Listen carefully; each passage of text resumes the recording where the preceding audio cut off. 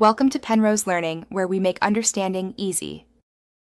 You start by enabling NFC and preparing payment credentials. Open Wallet or your bank app and add the card now.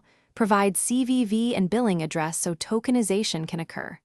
Once added, make sure your phone has a secure screen lock, PIN, fingerprint, or face, because the system requires it to authorize payments. Also check battery level. Some terminals require active power. These steps get your device ready to You now execute the payment, wake your phone, and if required, unlock it.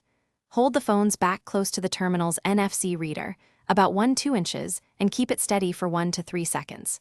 The terminal and phone exchange a secure token rather than your real card number.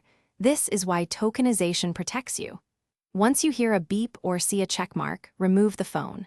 If you need a different card, open Wallet first and pick it before you tap. You finish by confirming the receipt or on-screen total and keeping the confirmation for your records. If the transaction fails, first retry, toggle NFC off and on, then tap again. If still failing, restart the phone. If problems persist, try your physical contactless card to isolate the issue.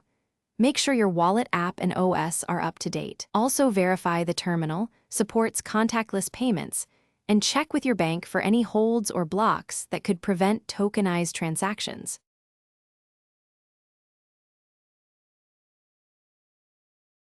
Thanks for watching. If this was helpful, leave a like and consider subscribing. See you next time.